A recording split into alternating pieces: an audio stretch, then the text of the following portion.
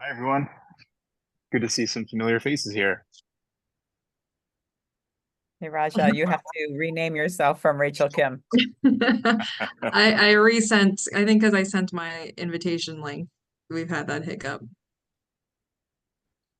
Will do.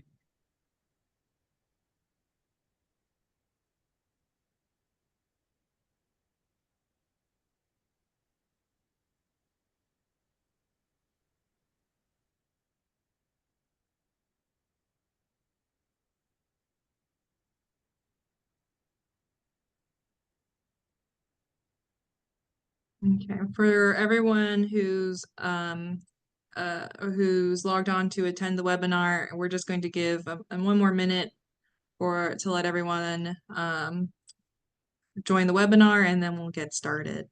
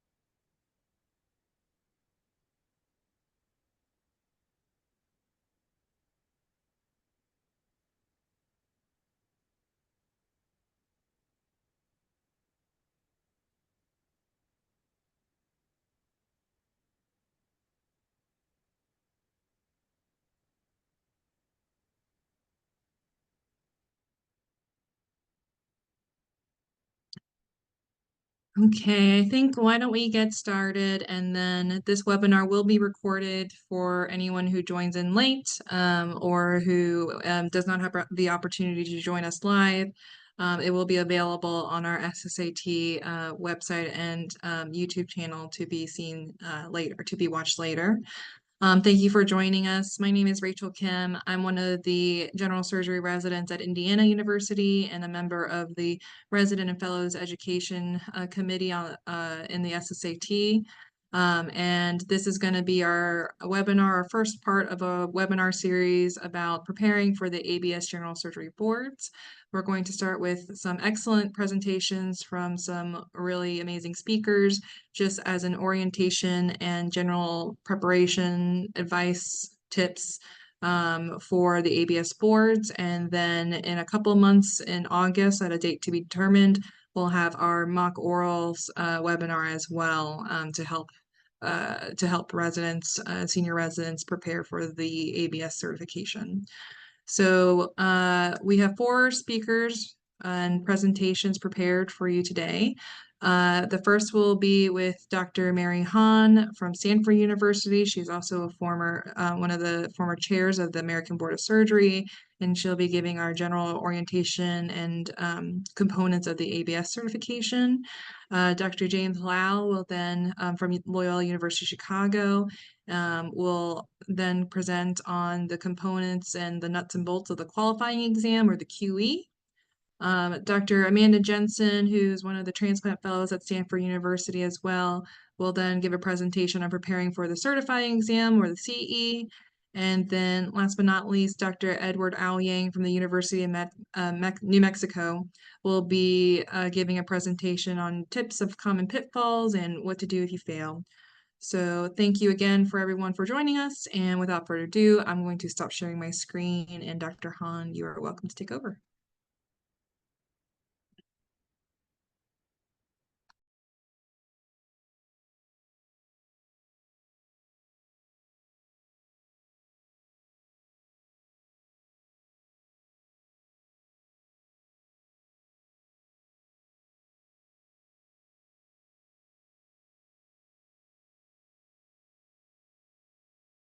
Gonna take myself off mute. And okay, so I'm gonna just go over just kind of at a high level the different components of board examination, some of which you're already familiar with the in-training exam. And let's get rid of this guy, sorry. Okay, so for the general surgery exams, a candidate, in order to sit for the exams, has to meet all the requirements at the time of application for the qualifying exam, which is the first high stakes written exam. And to be eligible for this exam, you must have completed a general surgery residency training program accredited by the ACGME or the RCPSC. You have to have met all the training requirements for graduate education in general surgery, including 48 weeks of full-time clinical activity in each year of training. Submit an operative experience report that meets the ABS standards of volume, complexity, and diversity of cases. You have to submit copies of certification showing certification ACLS, ATLS, fundamentals of laparoscopic surgery, and fundamentals of endoscopic surgery. And you must adhere to the board's ethics and professionalism policy. So a lot of detail on here in terms of other things you need to have for the qualifying exam, but you must be in possession of a medical license. It's not required for general surgery initial certification, but candidates must possess a full and unrestricted license before they will be considered fully certified by the ABS. And then other required documentations, if the ABS approval has received credit for foreign medical education, flexible rotations, international rotations, these letters must be uploaded also. Similarly, other flexibility and training around PGY for chief rotations, residents who have trained in multiple programs, and international medical graduates, there may be additional documentation that's required. So I know Dr. Lau is going to get a little bit more, and Dr. Jensen, into the specific exams. The qualifying exam or the written exam is administered once a year only, and you can take it at the end of your clinical PGY4 year, assuming you have met the requirements. And you can see the pass rate is actually quite good over the year, anywhere from 95 to 97% of those taking it for the first time are likely to pass. So then you can see the overall pass rate is more about 92 to 95%. And that is brought down by people who've already failed the exam once. The likelihood of passing it the second time is not as high as it is the first time. So, but overall, a pretty high pass rate. Getting on to the certifying exam, which is the oral exam. It's been given virtually since 2020 in the pandemic. The board pivoted pretty quickly. So you can see historical pass rates between first attempts were 86% and 84% for those who, for all comers, those including those who were taking it not for the first time. And then over the years, that has stayed pretty high. Dipped down a little bit in 2022. We started giving oral exams, like I said, in 2020. So it's not just a virtual exam format. And I don't know the 2023 rates if they've come back up, but I think they have. I think the overall pass rate is still a little bit more like closer to 85%. So again, this is just showing the live exam pass rates and the virtual remote exam pass rates. Once you do become fully certified, then you will be enrolled in the American Board of Surgery continuous certification program. And this has changed substantially since 2020. It used to be every 3-year reporting around certain CEME requirements, including maintenance of certification, CE that require, CME that required an exam with it, and then a high stakes exam every 10 years. And that was the exam was very broad. It wasn't necessarily consistent with surgeons in practice. So we moved to the continuous certification program that we have now. And we know that this is much more consistent and in line with the surgeons in practice. It's more convenient, it's more reflective of their daily practice. It establishes a national standard for maintaining knowledge and skill in surgical practice, and documents ongoing commitments of surgeons to professionalism, lifelong learning. And the main change was, in order to be continuously certified, you have to have a license, you have to have privileges at a hospital that are in good standing, you have to have 2 professional references, evidence that you're participating in some type of practice improvement project, either locally, nationally, or that your hospital is participating in a quality assessment registry. So CME and self-assessment used to be the self-assessment CME requirement no longer exists once you are enrolled in continuous certification. And the continuous certification exam is given every 2 years. The other things, we used to require that our diplomates turn in their operative reports in order to sit for continuous certification exam. And that requirement was removed in the fall of 2022 because we weren't really doing anything with those data. And then in 2023, the council approved a new ABS Code of Ethics and Professionalism with an attestation it will be added to the diplomats portals that they reviewed the code and they attest to meeting the code and listing 2 references that may be contacted if needed. As a chair of a department of surgery, anytime one of my people went to recertify, I would get an email basically having to say that they were in good standing. And so this new self-attestation is going to replace that. So what is a continuous cert exam? Once you've passed the qualifying and certifying examiner and continuous certification, it's a 40-question exam that's delivered online. And you can 20 of the questions are core and 20 of the questions can be selected from a module of your choosing, including breast, abdomen and its contents, alimentary tract, and comprehensive general surgery. They're written by community surgeons as well as academic surgeons, these scenarios. And once you register to take the exam or initiate the exam, you actually have 2 weeks to finish it. So it's basically an open book exam, 40 questions that you can take in your home off your laptop over the course of two weeks. And then the first time you go through, you have to get at least 40% correct. And then you get a chance to answer your incorrect answers a second time. And then you have to have an overall passing score of 80% to pass the exam. If you score less than 40% on your first attempt or less than 80% on your second attempt, then you would have failed the continuous certification exam. So like I said, there's like a 10-week window that you can take this exam in. And once you initiate it, you have 2 weeks to complete the exam. Again, you have to get that score of 80% after 2 attempts. And you must pass an assessment every other year. So this exam is given every 2 years. Basically,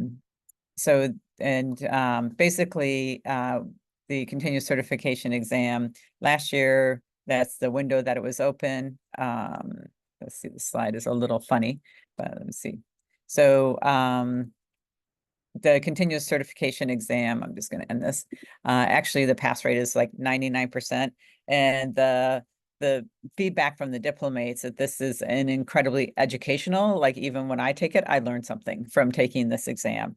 It's very contemporary based on current literature. So it's really almost more of a, definitely a formative exam and, helping educate our diplomates that are in practice on what are some of the standards of care that they should know about. Anyway, so I will stop there and turn it over to the next speaker.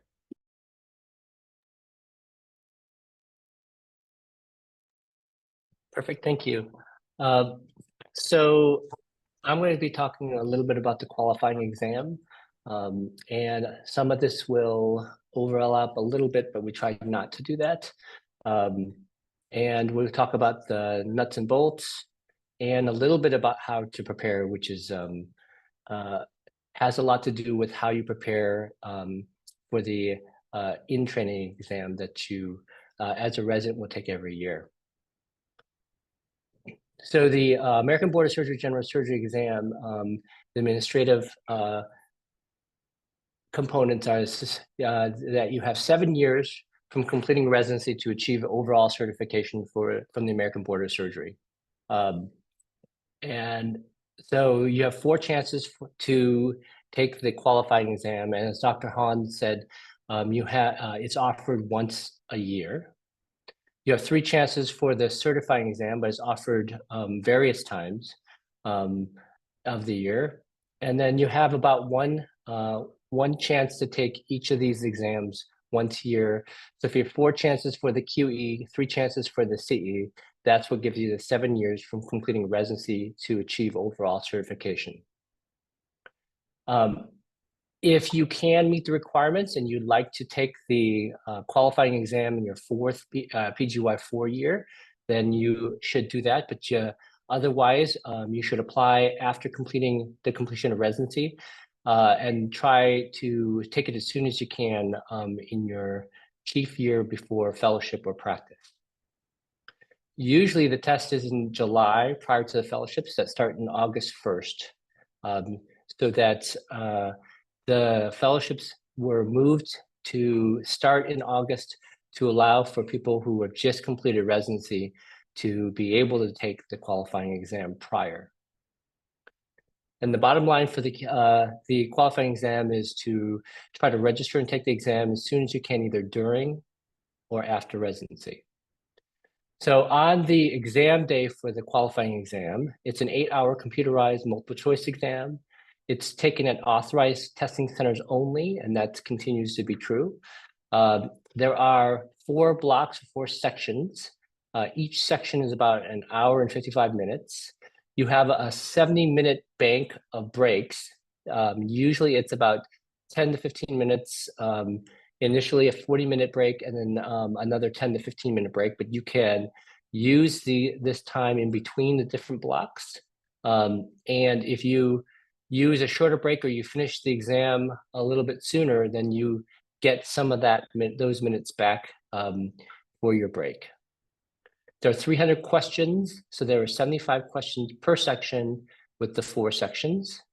And then once you finish one section, you cannot go back to the previous section. So you should finish up one section, go back and look at your answers, make sure that you have completed the whole section, and then go on to the next one, either taking a break or going through and saving your break time for later. The scale score is 1 to 900, and the passing score is 400.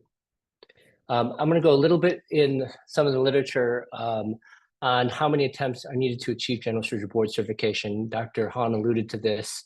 And in this particular paper, it shows that about 97% of the people who took the qualifying exam passed in 2 attempts.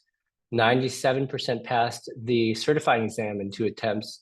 And then if you failed more than twice, you still have a 67% chance of eventually achieving certification within those 7 years. Now we're moving on to a little bit of the content. So the qualifying exam content, if you look at the web page, is 80% patient care, including all these different areas and the percentages here. And I checked the website yesterday, so this continues to remain true. And then 20% of it's going to be medical knowledge with the applied sciences, including some of these basics: fluid, electrolyte, nutrition, oncology, pharmacology, wound healing, and the such. And then preoperative evaluation, perioperative care. Any questions up to this point? We will probably address them at the end with a panel session, right, Rachel? So I will go on. And so the best way to study for the certifying exam, in combing the literature and in helping mentor residents throughout the last 2 decades, is probably to have people study for the ABSAT exam throughout the year. So in this particular study, using the American Board of Surgery in-training exam to predict board certification, what it showed is that the ABSAT is more predictive of passing the QE, not the CE. So the better your PGY5 ABSAT performance predicts passing the qualifying exam. And the ABSAT's not predictive of the CE, which we mentioned before. So in looking at the category weights, if you look at the ABSAT exam versus the qualifying exam, the ABSAT covers 72% of the ABSAT exam covers patient care, where the QE is 80%. Medical knowledge is 24% on the ABSAT and about 20% on the QE. So they're very, very, very similar, and doing well on the ABSAT usually is fairly predictive of how you do on the QE. And if you go further into what's out there in the literature, program factors that influence the ABSAT performance for general surgeons, what you can see is how you study for the ABSAT usually predicts on how well you do on the ABSAT, as well as how well you do on the QE. So what influence scores on the ABSAT are either tracked reading throughout the year and remediation programs. Now remember, remediation programs usually at most residencies are basically tracked reading throughout the year and intermittent check-ins with a mentor who will make you do your study throughout the year, not just with texts, but also with question banks. What did not influence the scores for the ABSAT were the number of education hours per week of an education program in the residency, or the frequency of ABSAT review sessions that are done throughout the year by the program. So the best way to study for the ABSAT would be tracked reading throughout the year, so a program, and a remediation program is a formalized way to track reading. Other study strategies from general surgery residents preparing for the ABSAT, what you can see is that some of the study strategies that work are spacing, which means to study throughout the year and spacing out either your reading or your question bank utilization, and then implementing a schedule to be able to schedule your practice and stick to it. And then frequent testing using question banks, and then taking practice tests has been shown to help with people studying for the ABSAT. Also, if you look at the way that people study that's most effective, that has been to study throughout the year, not just the month prior to the ABSAT. And residents who have a study plan throughout the year usually do better. And then in this study, the most common form of resource was textbooks. There are a ton of resources out there for people to study for the ABSAT, as well as for the QE, which are the same. You can use textbooks like Schwartz, Savison, or Greenfield, or others. There are board review books. And then there are systems like the PASS machine and courses that you can take online or in person to help you with those. Most residency programs use SCORE as a method to frame the residency education programs, and that there are lots of resources on SCORE. TrueLearn is a question bank that some residency programs pay for, but you can also get subscriptions as an individual. And then, of course, ACS, CSAP, and then comprehensive general surgery online review courses like the ACS puts on. And if you look at the study habits for general surgery on question banks, TrueLearn put this out, and so this is just used as an example, not as a advertisement to use TrueLearn, but the more that you use question banks that supplement your reading, the better that you do. On this particular study, if you used all 1,000 questions in the TrueLearn question bank, your overall percent correct increased by 3%, and the percentile rank increased by 28%. So basically, it's saying that if you use question banks to supplement what you do on a overall year basis, then the better that you can do on the qualifying exam and the ABSAT. The last portion of my section is going to be on how to set up a curriculum through SCORE. Most residency programs, as I said, has a subscription for all the residents on SCORE. So because I don't have this in my menu, I just go ahead and put in surgical core on Google. And then I go and I find the login screen. I go ahead and I log in by putting my username and password. And then you can go ahead and go on assignments And then on the very bottom on the right here, it says create ABSITE study plan. And then you can go ahead and make your own due date on when you want the overall study plan to be completed. Then what you can do is you can go on the different sections of the admin elementary track and others. You can go ahead and select the areas. If you are developing a study plan after taking the ABSITE for the first time, you can look at your score report, find out which areas you need to concentrate on, and create your study plan based on those sections. And you can drag them over by putting them from the left side to the right side. Once you've devised your study plan and put a due date for you to complete that, then SCORE will generate an ABSITE study plan here, and then you can click through them and it'll track your progress, and it tells you the due date and kind of keeps you on track. What I've also found helpful is to put your due date in your smartphone's calendar, and maybe every week or every other week, just to make sure that you're on track with the particular subjects.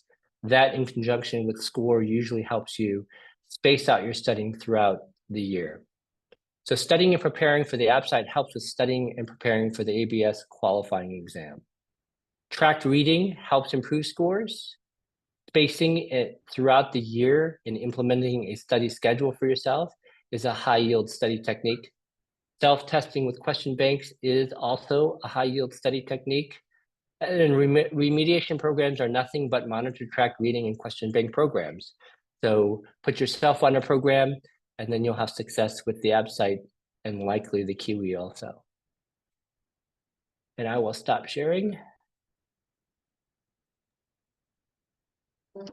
Thank you so much, Dr. Lowett. While Dr. Jensen is getting her slides up, I did just want to put in that audience members are welcome to put in questions in the Q&A at any time, and then we will at the end go through it and address any questions that were placed there or any questions you might think of throughout the webinar.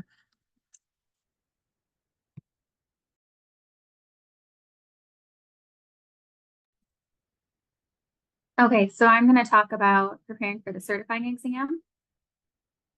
So the certifying exam is the last step toward board certification in general surgery. This is now a virtual exam. There is 3 consecutive 30-minute sessions, and each are conducted by a team of 2 examiners. Sometimes there is an additional person in the room just monitoring. Each room has 4 scenarios, and each scenario is 7 to 8 minutes. And the examiners alternate between scenarios. And then there is a score for each scenario, and there is a score for the room. You can fail a scenario and still pass the room, and you can fail a room and still pass the test. And I think it's really important to remember this, because you might do one scenario and you feel like you just blew it. And the best step is to just kind of take a deep breath and get over it and move on to the next scenario, because it doesn't mean that it's going to ruin the whole day for you. And then you do have 3 opportunities to pass within 3 years. I think that this is something that's really important to emphasize, because once you take the QE, you technically don't have to apply to take the CE right away. But if you don't, it's still going to count as one of your turns. So there's no benefit to waiting. It's not like you can save it for next time. So you might as well apply for the CE right away after you pass the QE. And ultimately, the purpose is to evaluate the candidate's clinical skills in organizing the diagnostic evaluation of common surgical problems and determining appropriate therapy. And it's your ability to use your knowledge and training to safely, effectively, and promptly manage a broad range of clinical problems.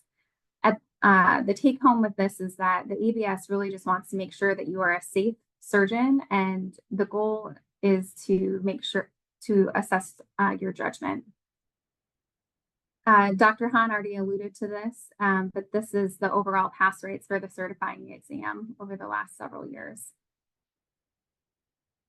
Predictive factors for first-time pass rate for the boards, the USMLE Step 1 and Step 2 scores, and AOA membership status, research participation during residency have been associated with higher first-time pass rates. Performance on mock oral exams have been positively correlated with CE first-time pass rates, and a delay in board certification significantly decreases the first-time pass rate for both QE and CE. So doing this right away is really important.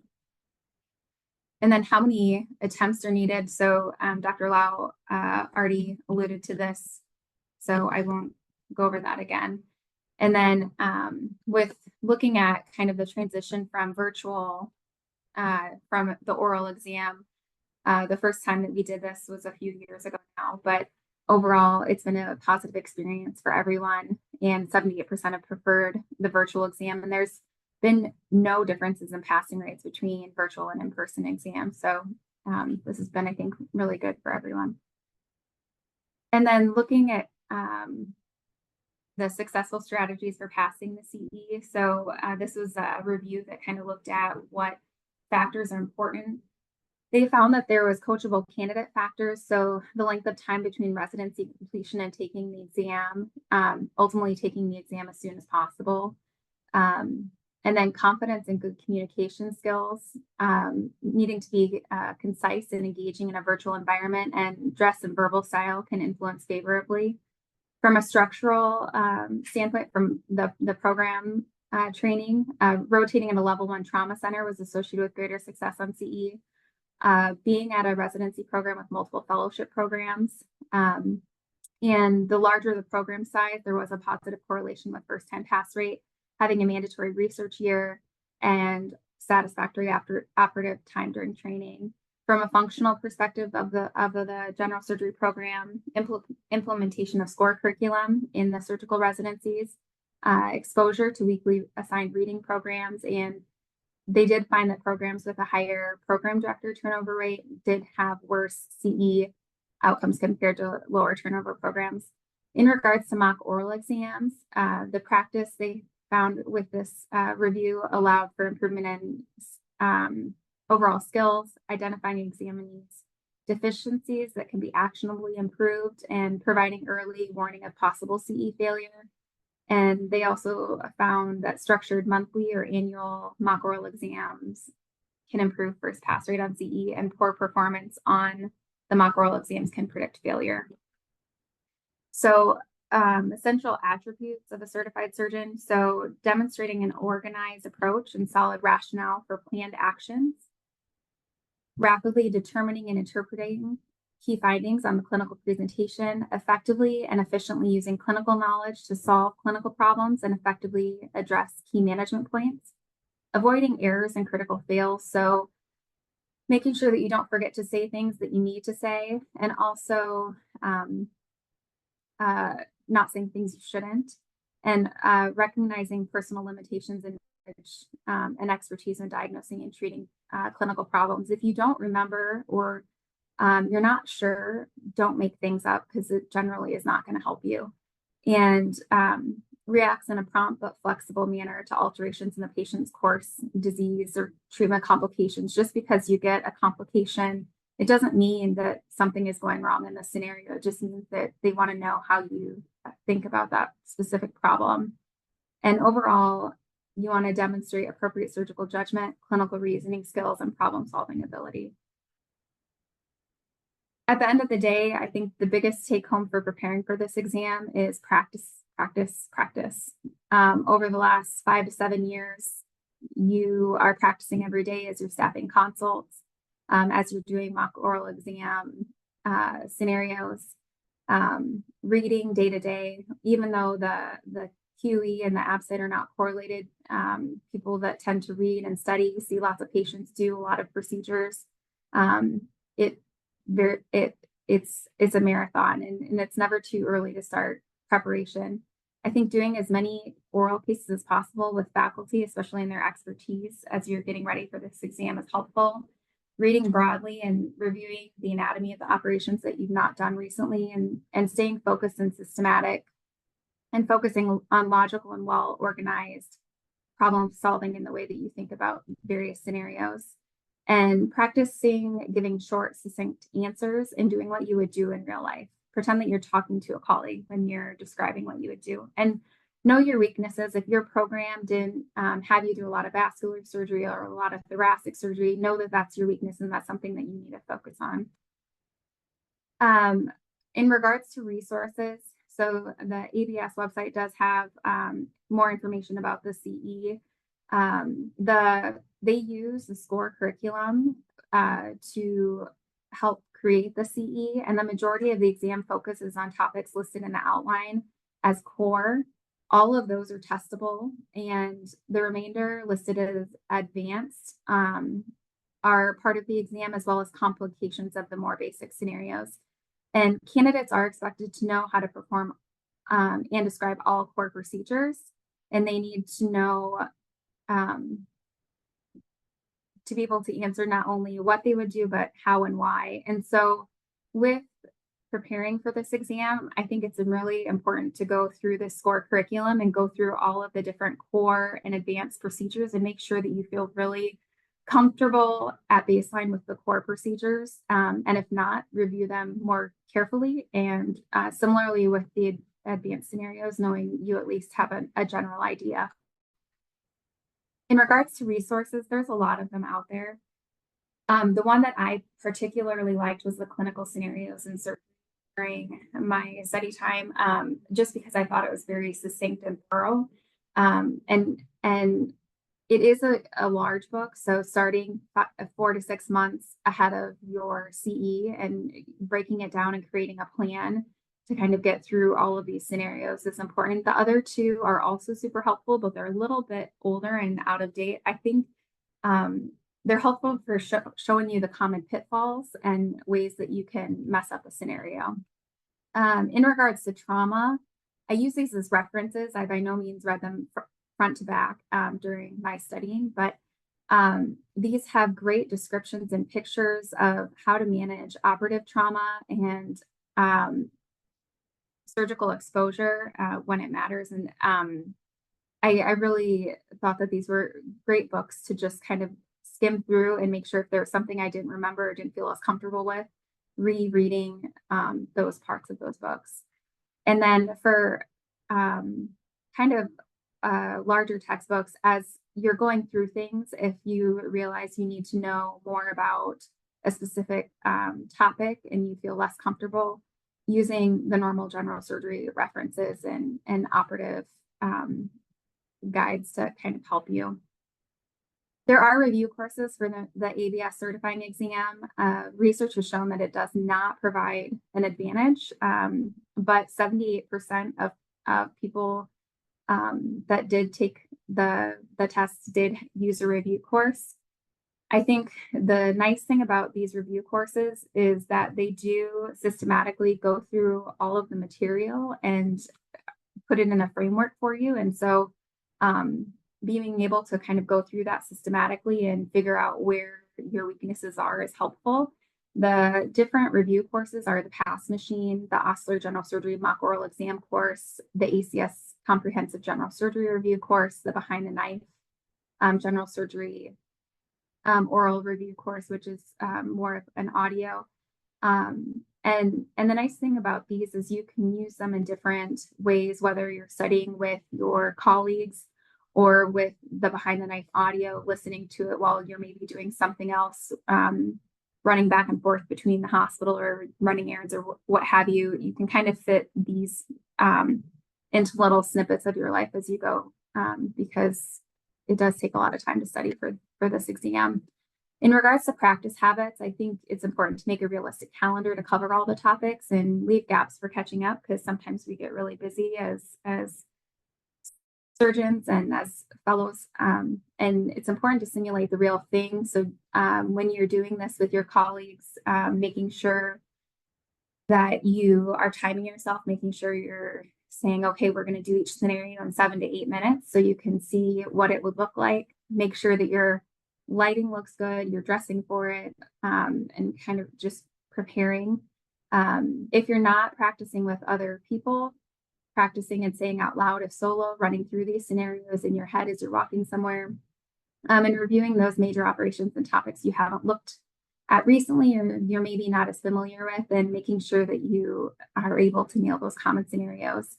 And as I mentioned before, figuring out where you're weak. I will say with going through the Osler course, it was very clear to me the areas of vascular surgery that I was not as familiar with. And even just learning the cadence and kind of back and forth of talking to somebody and going through these scenarios and figuring out how to present yourself. Some people are better at it than others. And I think figuring out yourself how you need to improve to be a better communicator in those, it's helpful to do that. And the more that you have algorithms and scripts and less facts that you can go over in your head and write out, the more succinct you'll be with having these case scenarios for your real exam.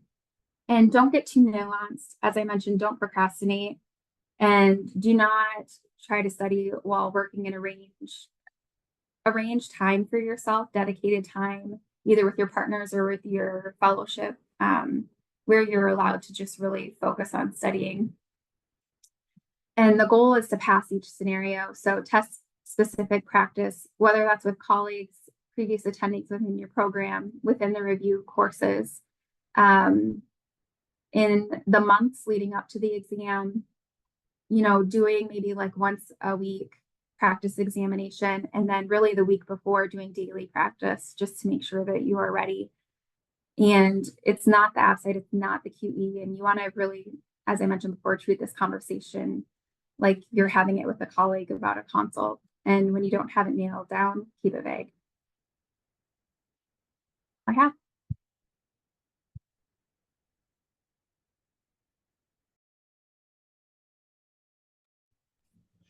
Thank you so much, Dr. Jensen. I guess I think we're ready to move to you, Dr. Yang. Okay, let's see here. Hopefully that screen should be shared. Can everybody see that? Perfect. And again, good afternoon or good evening if you're joining us from the East Coast. We've already had fantastic presentations from Drs. Han, Lau, and Jensen. So, oops.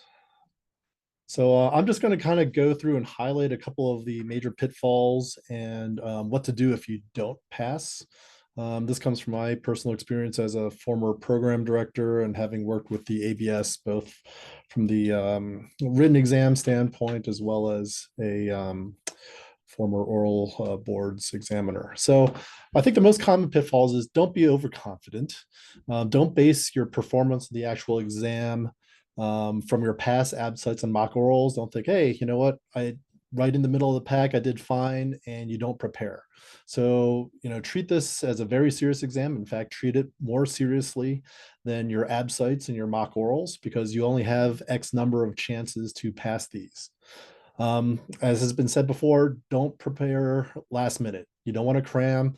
This should be a process that you start from the beginning of residency for your qualifying exam, and as you go through your training to adapt what you've learned to the certifying exam, because you're essentially everything that you're doing on a day-to-day basis, seeing the patients in clinic, preparing for the OR, those are all the things that you're doing to prepare for these two exams. And especially in the immediate periods prior, especially in that last year as you're preparing, develop a routine such that you're constantly studying, because you're not going to see everything on either exam at that time. So if you're in a certain type of clinical practice leading up to your orals and you don't do certain types of operations, make sure you're studying those and you have a dedicated calendar and schedule for that. If you're in a certain type of fellowship, you're not going to see 9 other subspecialties for that time leading up. So again, develop a routine leading up to the exam to prepare yourself. As has been mentioned before, timing. Try to give yourself at least a day where in advance of the exam where you're not doing anything else clinical or research. You're not moving the day before the exam. Fortunately now most fellowships are starting August 1, so you do have that time before your QE. But for your CE, you're probably either going to be in fellowship or practice at that time. And make sure you allocate yourself at least a day or 2 to just mentally prepare yourself, get yourself in that situation. So you're not thinking about, oh, there's a patient I just operated on yesterday, I wonder how they're doing. You don't need those kind of interruptions if you can avoid it. And then finally, take those exams as soon as you can after your residency training. Again, you should be taking your QE either during your chief year or immediately after you graduate. And try to take your CE within that first 12 months, if possible, after you pass the qualifying exam. The longer you wait, the further you're going to be displaced from training. And again, if you're in a fellowship or in a practice and you're not getting that constant exposure, it's going to become more and more distant. So what if you don't pass?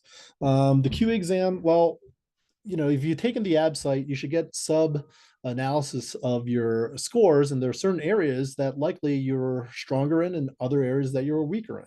And so, if you haven't passed the QE, look at your previous ABSITE scores and breakdowns and see if there are certain areas that you need to really study a bit more for. So do focus studying, again, has been mentioned over and over. Question banks and review are fantastic. SCORE has developed significantly since I was a resident to now to really provide you with the information and resources that are there.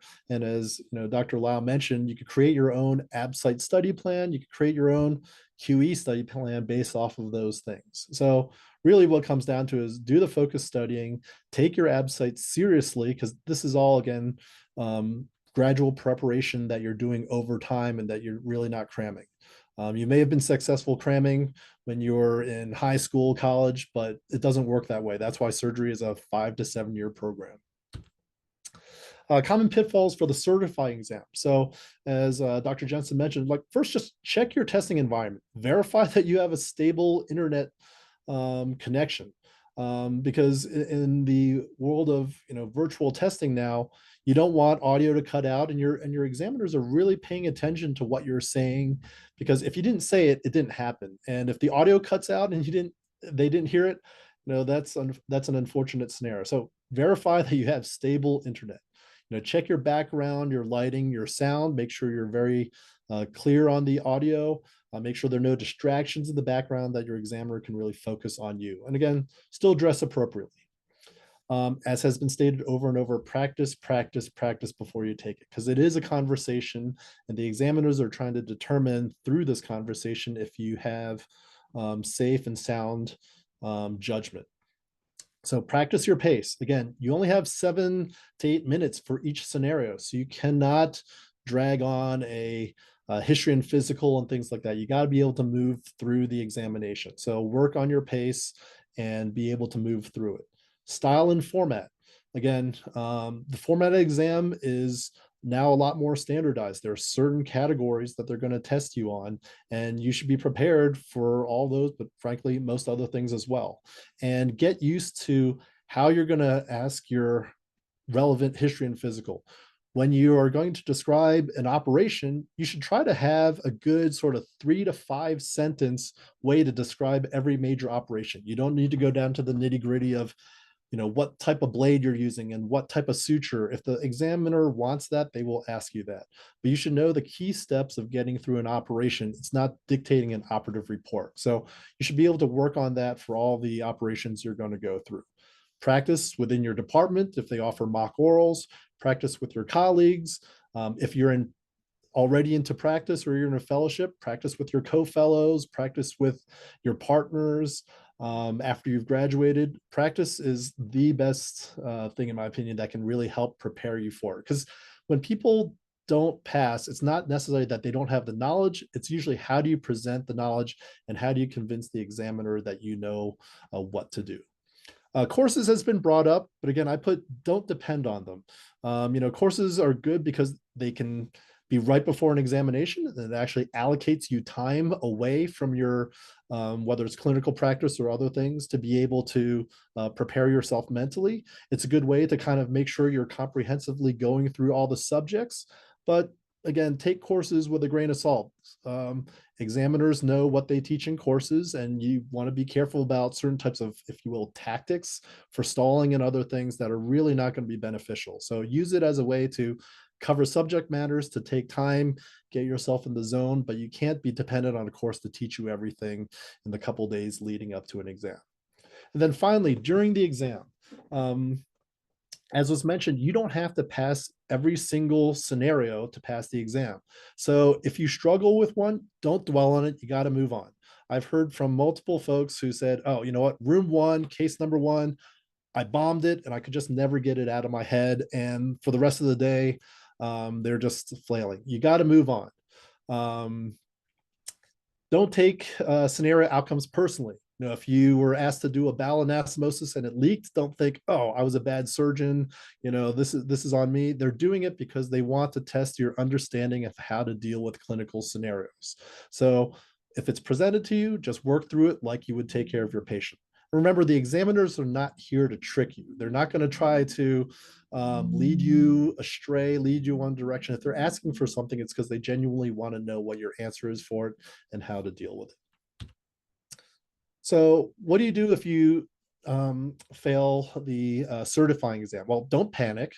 Have a little bit of introspection. I mean, for my colleagues who haven't passed the first time around, it's kind of like, again, oh yeah, I knew that I got stuck on room one and I could just never move forward, or wow, I didn't think that they would ask certain questions, even though it's very well defined what the major categories are. And again, I can't emphasize this enough. You really need to practice for the certifying exam. Recognize that your residency program still has a vested interest in you passing the boards. We, as program directors and former program directors, the success of the program is also dependent on how you do on your qualifying and certifying exam. So your PDs and your faculty will have a vested interest in you passing the exam. So even though you've graduated, I've had residents who've said, hey, you know what? I want to practice my oral boards with you at some time, even though they're 6 months, 12 months out of graduation. Most of us are happy to do so. It doesn't take a whole lot of our time, and we do want to see you be successful. So reach out to your former programs if you have struggled, whether it's on the qualifying or certifying exam. You're not out there on your own once you've graduated. And then again, courses, again, maybe so, similar to what I've mentioned about courses before. So I want to make sure there is plenty of time for questions from the audience, but thank you again and be happy to field any questions for you.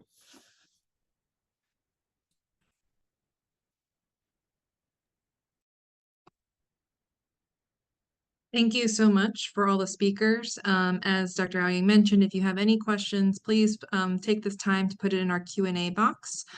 In the meantime, while we are waiting for any questions or some questions to come through, one question that I had, and Dr. Han, you might be, this might be more directed towards you, is something that's been coming up a lot at the resident level, I think, is EPAs, as that's been rolling out the last couple years. And I'm wondering if there's been any discussion or prediction in the future of how that might influence or shape or change any of the part of the ABS certification, if you're aware of that at all. Yeah, thanks for that. So I think I don't think it's going to change the certification. There's going to be requirements to meet a certain suite of EPAs for the residents that started last year, so in 23, and so it's more going to be just for initial certification. So in addition to FES and FLS, you'll have to have that. So what might change is some of the things around case numbers, and then some of the things that have happened during residency in terms of like the milestones and other traditional metrics that the program director would keep track of will likely change as we continue to adopt the EPAs as a more formal assessment. Thank you. And then Dr. Lau, you mentioned that, and I had heard this before as well, that your 5th year ABSITE is the more predictive, the most predictive of whether your first pass rate. Is there, you showed a graph too, it seemed like there was an inflection point. Should there be a percentile that residents are shooting for? Then I think at our program, we've been recently told that we are also moving away from percentiles for the ABSITEs into a standard scoring system. I want to address your last point first, which is really important, is that the percentile scores will not be emphasized as they have in the past, and the percent correct will be more emphasized. It's actually a bit more of a fairer assessment for the residents' performance.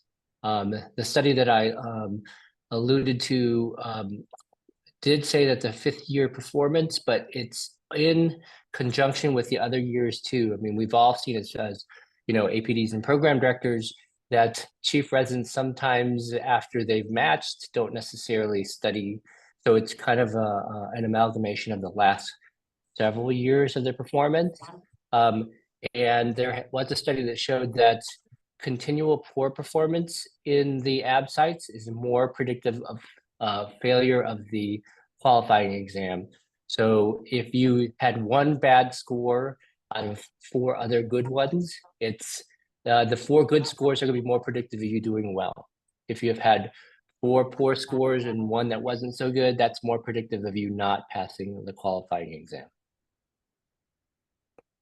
And then Dr. Jensen, as a current fellow, and you've also already completed a fellowship, I was just wondering, I think, while for the qualifying exam, graduates have had, like we alluded to, that month of July where they haven't started their fellowship yet to focus on studying.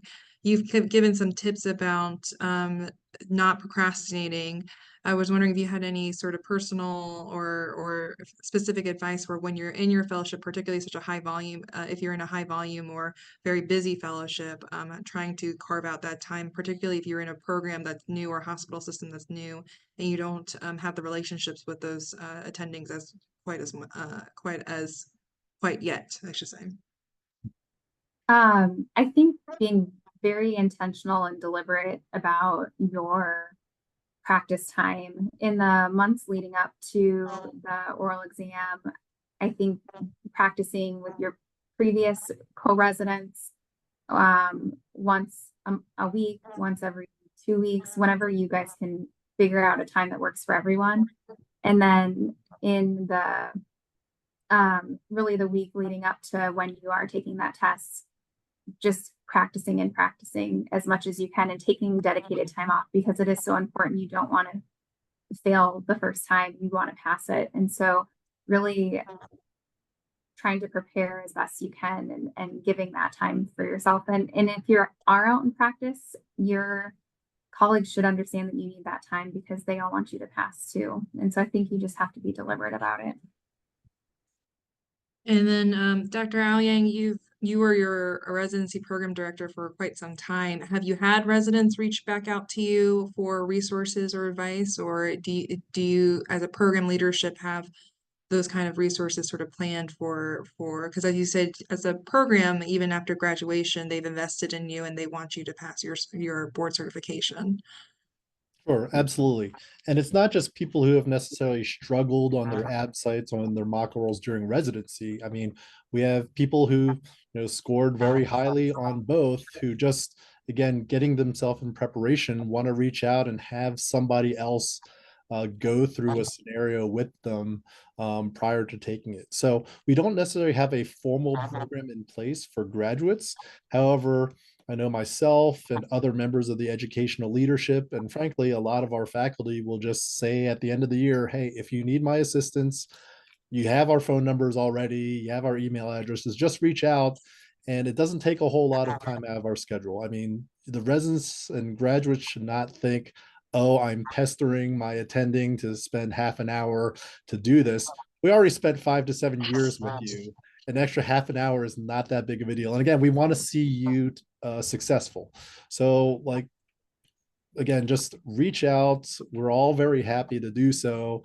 And again, you probably know your own faculty from your program who's a specialist potentially in one area who can actually intensively go over certain types of cases or others.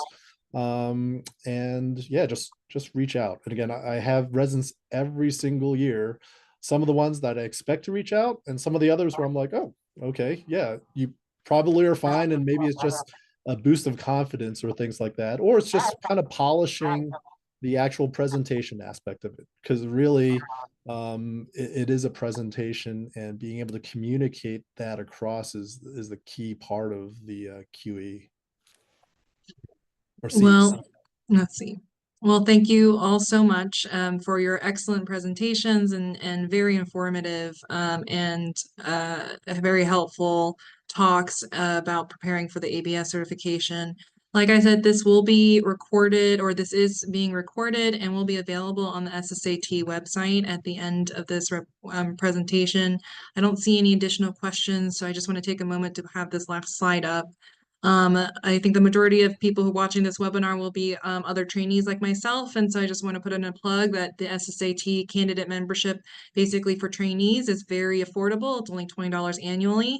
And then the all SSAT webinars can be found at this website, just ssat.com/webinar. That's where the recordings of the links to the recordings of these webinars can be found, as well as previous years webinar recordings as well, so you can watch as many as you want.